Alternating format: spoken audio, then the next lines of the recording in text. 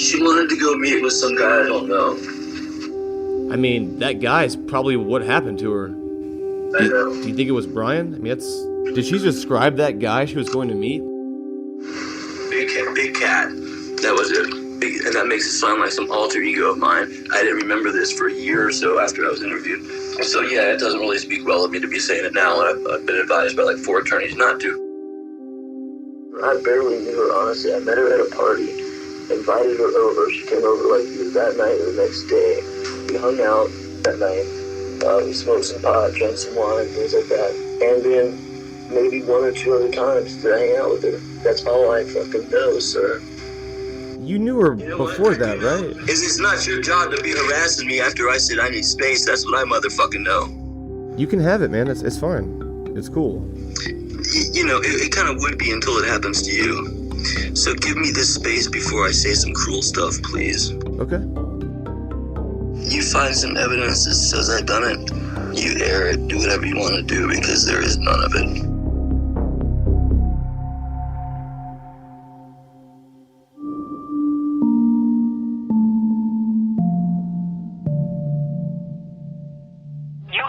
One unheard message.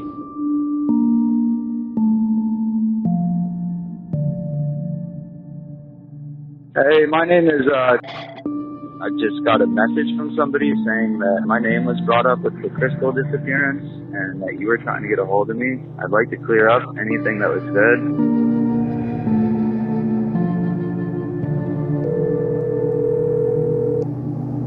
Hello? I got a couple messages on Facebook that were kind of creepy, and I was just calling to clear up. I don't know what was said about me or what you have, whatever questions you have for me. You know? Your name's Cat, right? Yep. Do you have a nickname? Big Cat.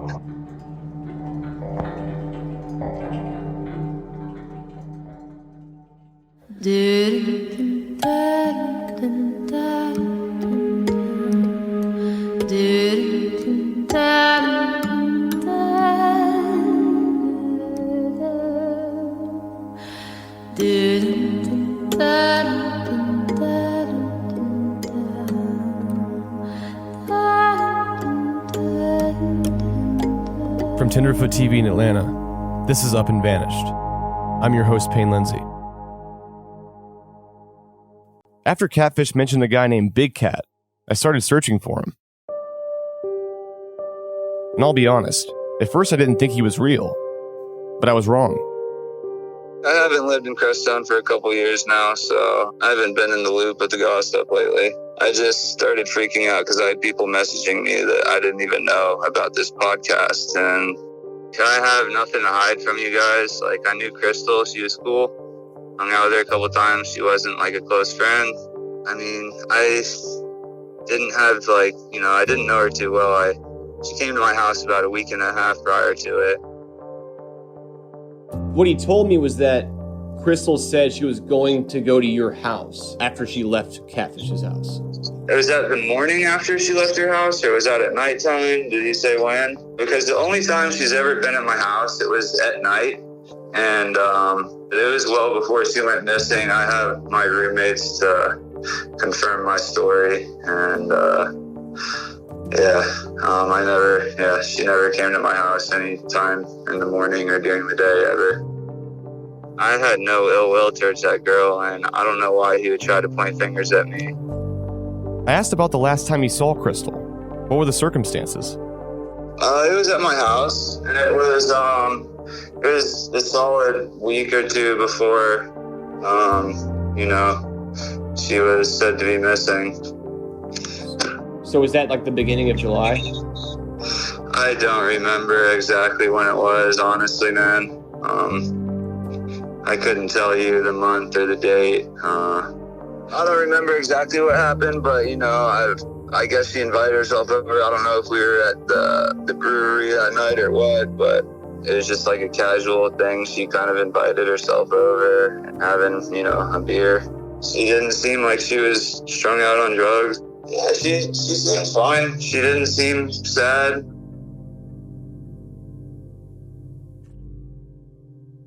I've heard all the rumors, that go around Crestone, and not once have I ever heard my name involved in it. In the past, my name has been like, somebody has came to me with some rumors they've heard, and it was actually a rumor about Catfish. So our names have been gotten mixed up in that sense, but I've never heard my name in a part of this story at all. This is the first time I've heard anybody bring my name up in anything. How well do you know Catfish himself? I do not know him well at all. He's well known around the town. It's a small town. Everybody kind of knows everybody. But I've just heard his name around town, but I don't know the guy personally. Did you and Crystal hang out a lot? No, we didn't hang out much. She was over. She was hanging out with my roommates and I wasn't super close with her, but she was just, she was just a very friendly person, and kind of just invited herself over and hung out one day. I really don't remember what was said. Nothing obviously too important was said because nothing stands out. She seemed fine, man. She didn't seem like anything crazy had happened. I wish something would come to mind that she said, but nothing does, man. It was never a party. It wasn't a party for anything, but it was at nighttime. And I know Catfish said that she had went there during the day, and she had never been at my house during the daytime ever. In the last couple weeks, Big Cat has been hearing tons of rumors involving his name. This is what was said, actually, that there's a full moon party at my house, I guess. And that she was at this full moon party, which was a lie. I never had parties at my house. I lived with a newborn baby. I lived with 4 other people. I had roommates, so I had to respect them. They remember the night she was over too. And I have nothing to do with that, man. And that whole drug culture I stay away from that. I don't throw parties. I don't invite those people to my house. I don't know why he would point fingers at me if he's trying to shift the blame off from him. I don't know. I don't know that guy. I've never had any bad blood with him, so I don't know why. I don't know why anybody would want to kill her. She was a fun, go-loving girl, She was easy to get along with. Everybody liked her, Easy person to get along with if you don't even know her and just meet her on the street. So I don't know why anybody would just want to harm her. I'm not worried about it, dude, and I'm not worried about Catfish trying to slander my name. I have alibis. I don't have parties at my house. I have roommates that can be my alibi. There's a newborn baby in there. So, I don't know how to get in touch with him, but I will totally call him and see what he has to say about that. I will message him on Facebook, dude. Hopefully I get a response. Maybe he'll call me, but either way, I'll try to get a screenshot and record it for you. I don't know him well at all. I just know I don't think that he's a violent, bad person, but he just has a lot of problems. I'm going to hit him up, and I'll have a response for you by tomorrow for sure.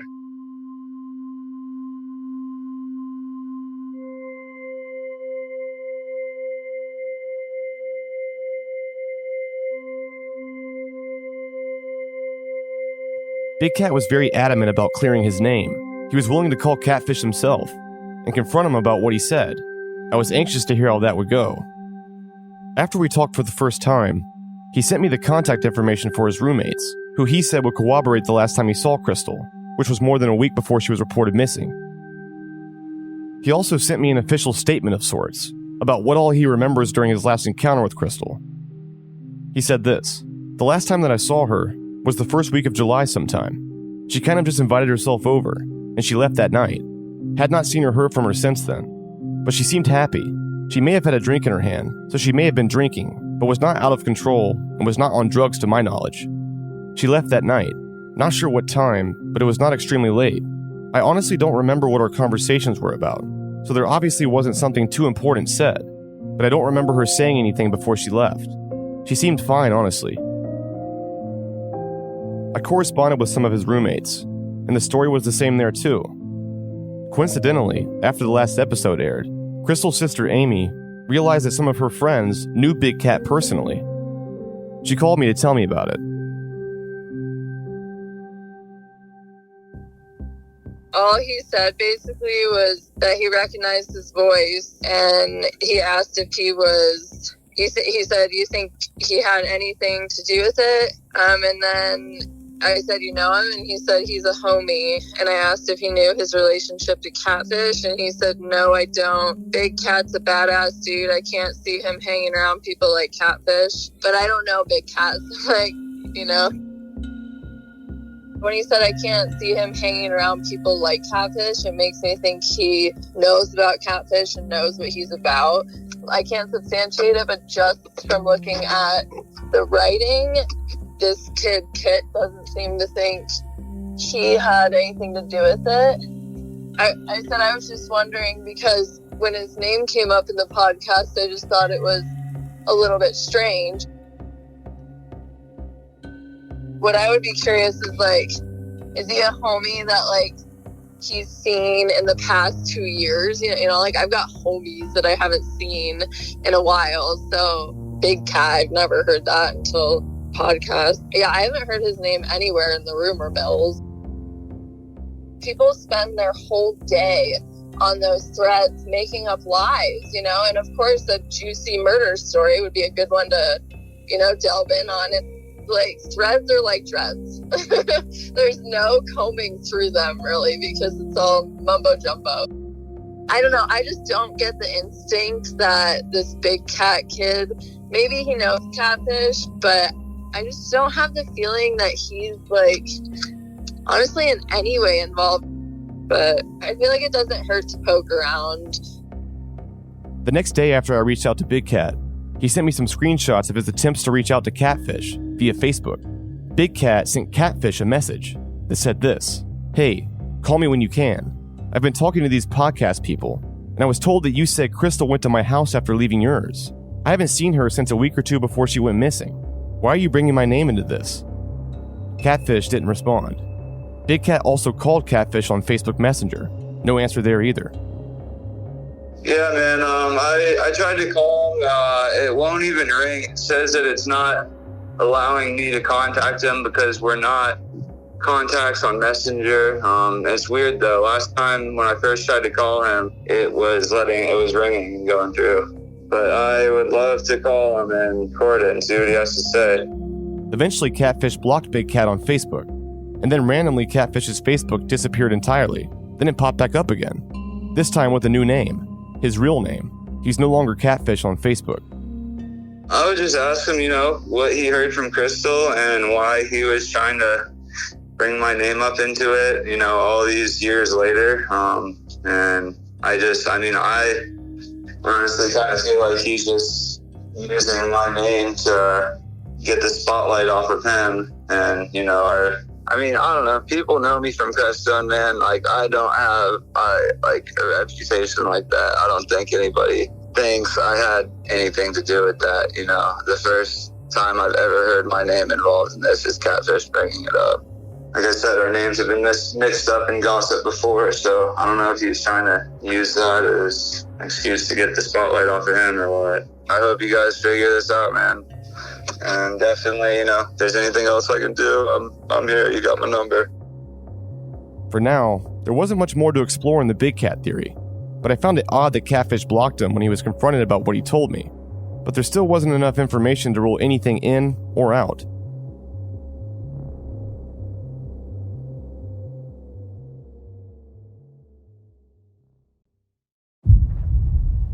At the Crestone Eagle newspaper, the editor showed me the ads Crystal's family have been running in the paper.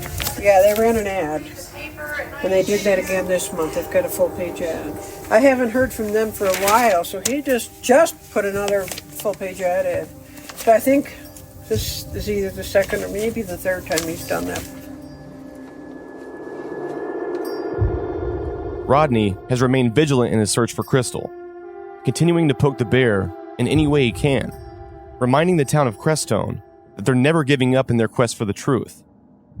He's bought full-page ads in the paper about the reward money, and he's personally sent out letters to every resident in town.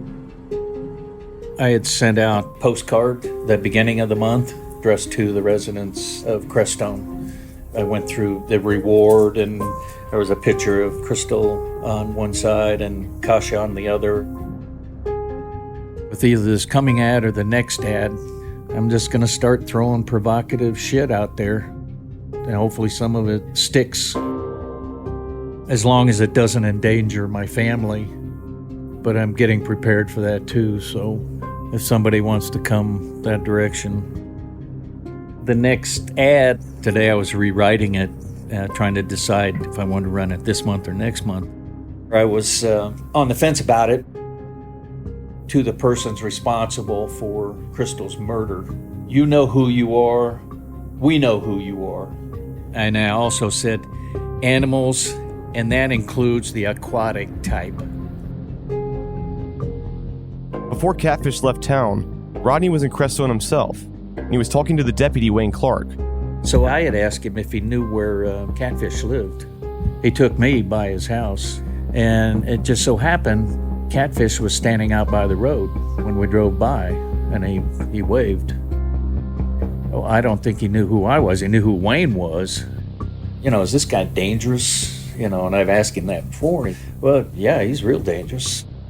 But the people that he deals with are even more dangerous.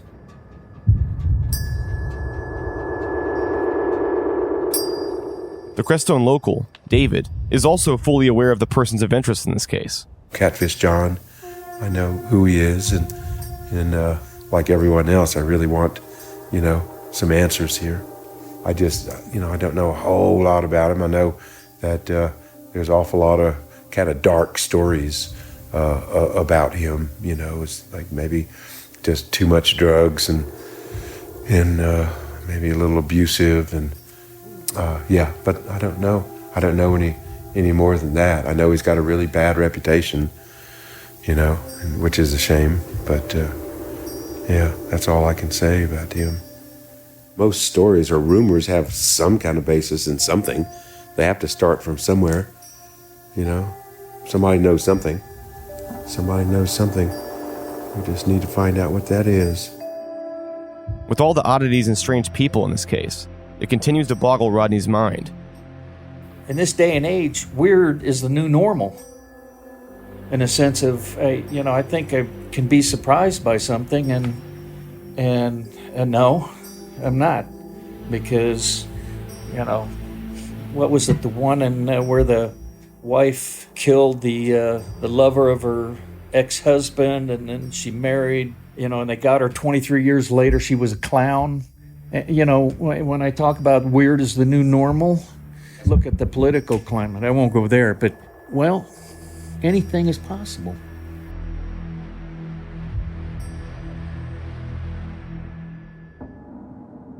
Rodney and Crystal's family have all heard my call with Catfish now, and they share a unique perspective on what Catfish is saying to me. Shock and awe seems to have a profound effect on a lot of people, and if the people are on the fence, this may be something that kind of knocks them off the fence.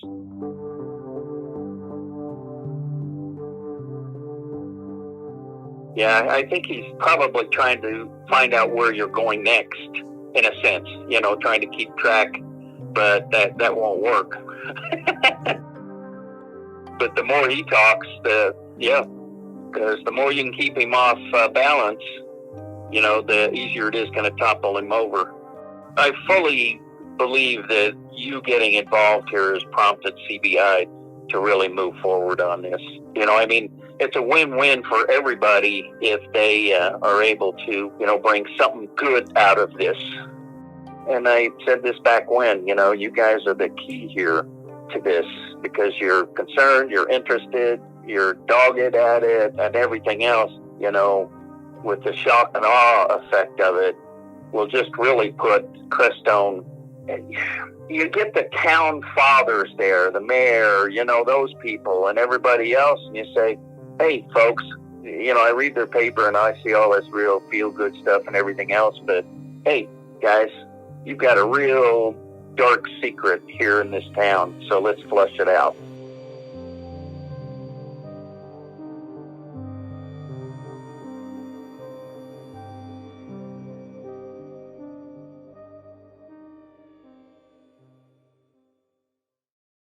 The sheriff believes that this is no longer a missing persons case. He's pretty clear. He believes that foul play is involved. I don't know if they've taken the actions that the public believes should occur if he thinks a homicide happened, but that's what they believe. They don't believe she just walked off. They believe that this is a case of foul play. They just haven't figured it out yet. Maybe they're getting closer. We can only hope. They're talking about it, right? I mean, your podcast has brought that town to speak about this openly. And I believe that they were speaking about it quietly in corners and in their own homes prior to the publicity from your podcast. I think people are really interested now in figuring this out, even people who live in town. Maybe there's some scared people, but I think that it's produced more people that are brave at this point. They need to fess up.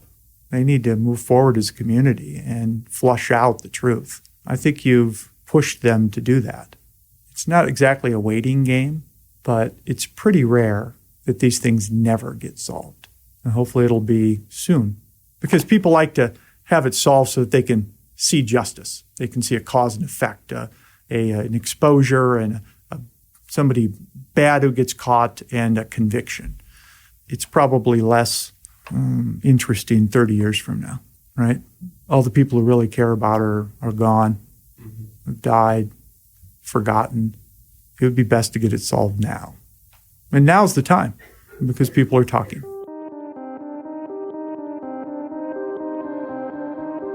Thinking that people want to defend themselves or their good name, I just haven't found that to be the case. Even completely innocent people often just say, nope, not going to talk, don't want to, don't need to, this is silly. I don't need to respond to something so silly.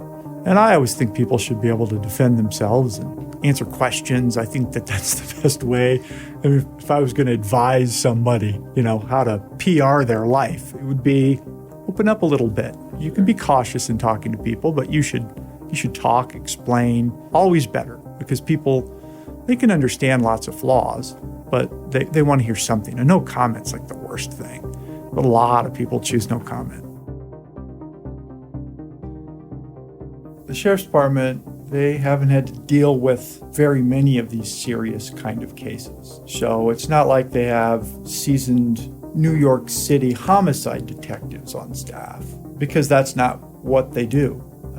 They probably are better off serving their community with folks who can help change tires and properly deal with domestic disturbance violations and help people on drugs and drunks get to the tank. I mean, those are the folks they should hire out there. You shouldn't waste the money for a crack homicide investigative unit. They should also be willing to openly welcome professionals to come in from the outside. Many of the town rumors about the incompetency of the Sheriff's Department, to me, don't seem very fair, in the sense that I don't think they're set up to look at homicides, and I do think early on they recognized that they needed some help. And I have to give them a lot of credit for that. If mistakes were made, mistakes are made. You can't go back and change history. Do I think that there was a conspiracy to hide evidence or change evidence or intentionally not look into this as a serious matter for some period of time to let suspects get away? No. Now, I just don't think that's at the heart of any law enforcement agency. If we see corruption in a police agency, it's a small group of people or one or two people, but it's not usually the whole structure. And I never got the feeling of that. I mean, I think they're doing the best they can. And by calling in outside help, it gives me, I guess, some hope that somebody with a second set of eyes, a keen set of eyes with some experience in homicide investigations, can spot what they need to help the Sheriff's Department locally look good. Like, y'all get credit for it. Let's get it solved. Crystal's case has been littered with hearsay. It's been difficult to sort through. But just as you'd expect, certain names and details have stood out over time. Still, Crystal's case is especially difficult in a few ways. One, the timeline is fuzzy. There's not a clear 24-hour period that everyone agrees on. That being said, I still stand by my theory that Crystal went missing between July 13th and 14th. Two, there's no real physical evidence here. In Tara Grinstead's case from season 1, there was all sorts of case evidence. The latex glove, her room was disheveled, her car had mud on it. There was a lot to go off of. This has not been the case with Crystal, the exception being her phone, which is now with the CBI. And number 3, of course, There's no body in this case. After over 2 years, I don't believe this is a missing persons case anymore. This is a homicide, and Crystal's family seems unanimous on this too. It's the most difficult kind of homicide case to pursue, a homicide with no body. So I called upon someone who specializes in cases like Crystal's. His name is Tad Tobias, and he's an expert in his field. His nickname says it all. The no-body guy. Known as the no-body guy, Tad is well-versed in these cases. I've always said to people, murder is the ultimate crime, and a no-body murder case is the ultimate murder case. So what I do for no-body murder cases is I consult and I teach on the cases. So I will teach groups of police and prosecutors about how to successfully close a no-body homicide case and then how to successfully prosecute it. In any no-body murder case, by its definition, you're going to be missing the main piece of evidence, which is the body. And you're going to have to explain that to the jury that even though we don't have the body, we know for certain that this person is actually murdered, not just missing. It's easier today to make a successful no-body murder prosecution than it's ever been. There's been a real acceleration of these cases for two reasons. One, DNA has jumped tremendously and made it much easier to connect victims and defendants to scenes. And then number two, the electronic trail that I talk about. In this day and age, when someone has gone missing recently, such as in Crystal's case in 2016, it's a lot easier because everyone uses cell phones, text messaging, Snapchat, Instagram, Facebook. They'll post these markers throughout their lives and leave these markers. So it's much easier to say, look, there's been no indication that this person has been alive during this time frame. In this case, you'd be able to point out the number of times Crystal contacted her daughter to show that she had a close relationship with her daughter, that she would not go 2 years without contacting her daughter. No one's going to believe that. Most of us don't change our habits for the most part, unless there's some explanation. I stopped communicating with my ex-husband because we got in a fight and I'm done with him or whatever. Is it possible that she killed herself? As a factual matter, yeah, of course that's possible. Does that seem to be the way Crystal was? No. She's, obviously she had some difficulties and people said she maybe had changed and you have some people who said, no, she was in a good place, and some people said, she wasn't in such a good place. But even in those cases, those bodies tend to be found of suicides and things like that. I haven't even heard of a suicide attempt before. Like you said, she does seem someone who was resilient, someone who's been through a lot of difficult times, certainly had something to live for with Kasha. That to me does not speak to someone who's committing suicide. So then you go to, okay, then she's wandering around out there, she gets lost, dies of lack of food and hydration. Well, that doesn't seem likely either because she's someone who had been in the area. She's someone who is familiar with the area. She's not, a dumb tourist going down the Grand Canyon with no water and flip-flops. I'm not saying she's an experienced backpacker or anything, but those just seem unlikely, particularly when we know she was telling people she had been raped, sexually assaulted by someone, and then all of a sudden she disappears. That seems to raise much more alarm flags than the suicide or I'm out doing a walkabout and I passed away.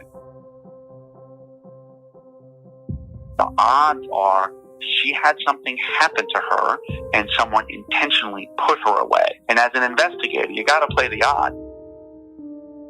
What is more likely? Is it more likely she walked away, died, and nobody has found the body? That's unlikely. It's more likely her body is hidden, unfortunately. The longer cases tend to go, the more reliant we become on what people said to one another. The forensic evidence becomes more difficult because time passes.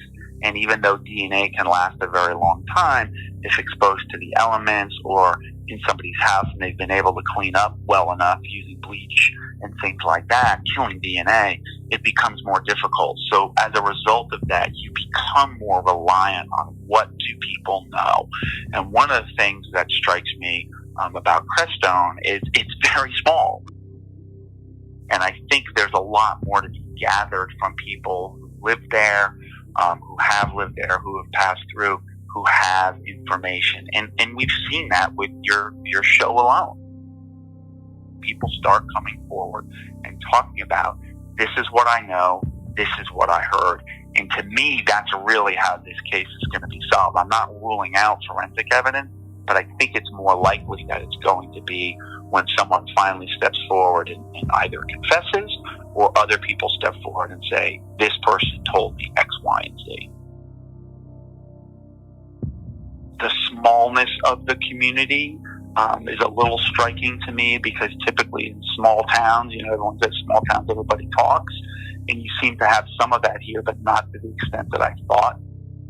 So that strikes me, as a little odd. But, the overall themes of, people committing murder possibly after some type of relationship or some type of crime occurring, and committing a murder to cover up that crime, whether it was a sexual assault of Crystal or, an overdose of drugs or whatever it was. Those themes, I think, resonate throughout the time that I've been looking at these cases. Most popular places to bury a body is number one, water, and number two, dumpsters. And that's because a lot of these murders actually happen obviously in urban areas. In Colorado, the population is less. The number of people per square mile is just lower. It's easier to dispose of a body there than in an urban location. Everything I've heard about this location is it's remote, and it can be difficult, terrain. It has mine shafts, which right away says to me, if I'm a nobody killer, where am I going to get rid of a body? In a mine shaft. They're dangerous to go into. And so when you start getting down to where bodies can be buried or just disposed of outdoors, it becomes a lot harder, because you're talking about, in Colorado, a huge area, a difficult area to search if you don't have some specifics about where it would be. And search parties play a role into that. You've got to really be prepared as a detective to do that. It may mean running down ridiculous leads. It may mean a psychic said such and such happened. You still got to run those things down, because then at trial, your detective or the prosecutor can say, here's all the places we looked at, so that the jury really gets the sense, hey, these guys looked everywhere and they still didn't find anything. You need to look at who your suspect is and where he, and I'm saying he because most of the time it's a he, and most of the time our victims are female, where would he be comfortable with disposing of a body? If I'm a nobody murderer, I'm not going to go to a location that I'm not familiar with. I'm not going to go on land I'm not familiar with, because I might suddenly be staring down a double-barrel shotgun of the owner of the property who says, what the heck are you doing on my land? Most nobody murders are not planned in advance. Most of them happen because there's a fight between two people. People who were in love, people who are in love, those types of things. And so there's not often a lot of planning. The difference here is if you have the presence of more people, there's going to be more of a panic and let's just get rid of the body quickly. Let's get this done. Let's get this out of my house and let's go, somewhere else. So that could lead to an element of a more kind of slapdash disposal of the body. Yeah, although I will say, from all the people you've interviewed, none of them seem like massive planners. Most missing person cases are not necessarily ones that you can translate into a successful no-body prosecution, because when you don't have the body, it's such a huge disadvantage. I liken it to, it's like a 100-meter race where the murderer gets to start at the 30-meter mark and I'm starting at the start line. So while I'm a big advocate of doing no-body cases, I take a body every single time. If you can find the body, you're always better off, because the body gives you so much information about the crime. This case, Crystal's case, I would say you should still be looking for a body, because there's a chance you're going to find something.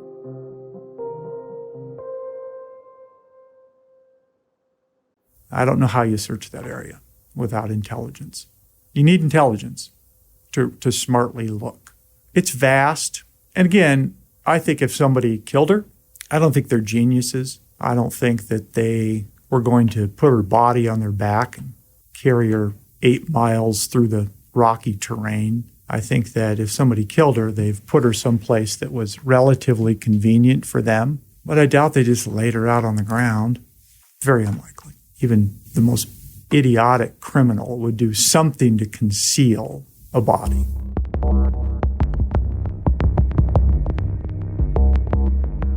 The repeated rumor we hear is that Crystal could be at the bottom of a mine shaft.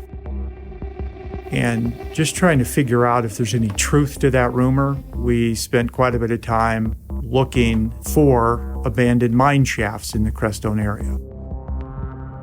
I've recently acquired a geocoded list of abandoned mine entrances in the area, and we're going through and mapping to try to figure out exact locations. And some of them are on private property, so you can't just wander around. Others appear to be on public land, BML land. What we expect to do is find some possible locations that the Sheriff's Department hasn't looked at. It's just another way to push the investigation forward. If there are 50 abandoned mine entrances in the Crestone area, and 47 of them have giant steel welded grates over them or are filled with boulders, then those are ones that we wouldn't focus on. But if there are 4 or 5 that are a little rickety or appear open, if we can identify those and just ask some questions, whether anybody's done any discovery in those areas, maybe that helps. Maybe it doesn't. It's just one way as reporters we think we can help. We're willing to do that work. I've been involved with some grid searches for little kids that get lost. There are hundreds of volunteers that walk arm length to arm length apart, mile after mile, looking for little kids that are missing. And those are small areas, and they might take 1,000 people. Up at 10,000 feet down that part of the state, it's tough in the snow. We are fighting the clock. Now, I want to break down the timing of this snowfall tonight. This is 8:15, still hanging on to that snow in the high country. And that's really the beginning of our next storm system moving in. You can see it covering the high country. 14 inches of snow, over a foot of snow in the past 24 hours. Snow's an issue. We've been watching the weather. We're trying to get back out to Crestone to do some more work.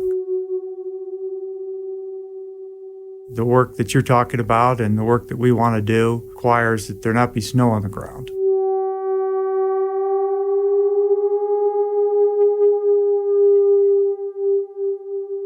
There are 2 main episodes left this season, and we're giving this investigation everything we got. Next time on Up and Vanished, we team up with Chris Halsney and his investigative team to search for Crystal and Crestone, and we're bringing some help of our own.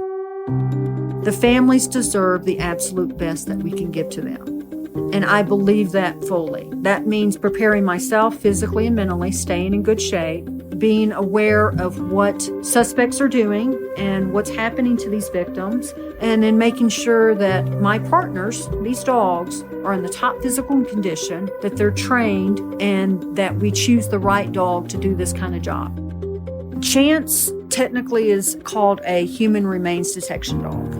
Many people know them as cadaver dogs.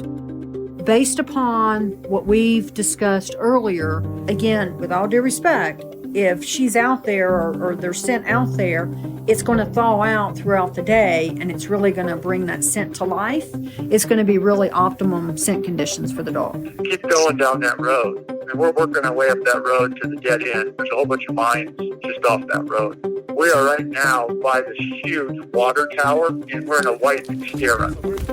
So there's another mine shaft that says down this hill, and I'm wondering if this comes out. We're going to go. Toto, I don't think we're in Kansas anymore. Or in this case, Chance, I don't think we're in Georgia anymore. We will know more at the end of this day than we did at the beginning of this day.